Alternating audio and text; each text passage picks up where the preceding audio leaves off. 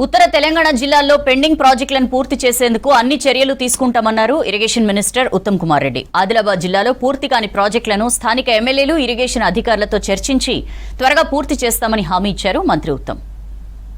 ఈ శాసనసభ అయిపోయిన వారం రోజుల లోపల ముఖ్యమంత్రి గారు నేను ఉమ్మడి ఆదిలాబాద్ జిల్లాకు వస్తున్నాము. సదర్మట్ బ్యారేజు ఇనాగ్రేషన్కి వస్తున్నాము. అదేవిధంగా చెన్నాక కొరాట ప్రాజెక్టు కూడా మీ ఆహ్వానం మేరకు రాబోతున్నాము. దానికి ఇప్పుడే 70 కోట్లు విడుదల చేసినాము డిస్ట్రిక్ట్ కలెక్టర్ పీడీ అకౌంట్కి. మరి అది చెన్నాక కొరాట ప్రాజెక్ట్ విషయంలో I'm giving you categorical assurance. ఎంత నిధులు అవసరం ఉన్నా తప్పనిసరిగా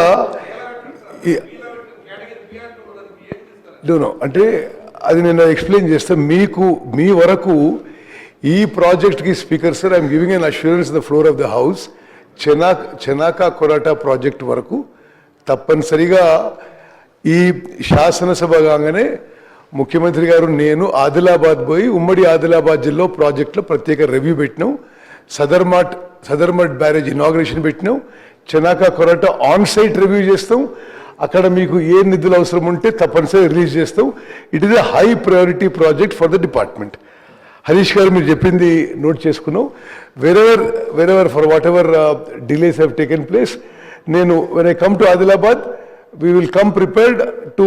మీరు చాలా ఏదో చిన్న అమౌంట్ కూడా చెప్పింది, అది కూడా తప్పనిసరిగా మంజూరు చేస్తామని చెప్పి కూడా సభాముఖంగా హామీ ఇస్తున్నాం.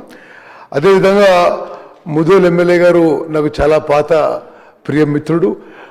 పాటిల్ సాబ్ మా జిల్లా కాంగ్రెస్ పార్టీ అధ్యక్షుడు ఉండే. మరి వారు అడిగిన విషయము ఈ 50,000 ఎకరాల ప్రాజెక్టు తప్పనిసరిగా మన సెషన్ తర్వాత ఒకసారి కూర్చుందాం. అంటే అది కాళేశ్వరం ప్రాజెక్టులో మీరు ప్యాకేజ్ 28 అని అనుకుంటా.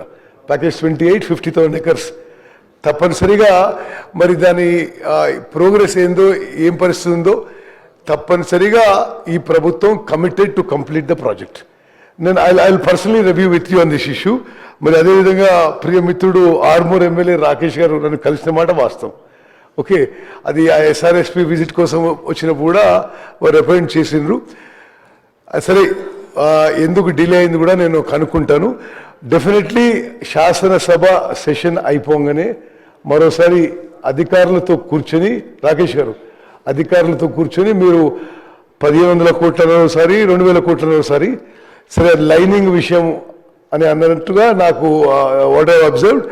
So will definitely see irrigation డిపార్ట్మెంట్లో మేము చెప్పేది దానికి అదనంగా కొన్ని ప్రొసీజర్స్ ప్రాసెస్ ఉన్నాయి. Viability, BC ratio, water availability తప్పనిసరిగా మీతోనే కూర్చొని అధికారులతో కూర్చొని ఏమాత్రం అవకాశం ఉన్నా విల్ టేకప్ దిస్ వర్క్ అని చెప్పి అష్యూరెన్స్ ఇస్తాం.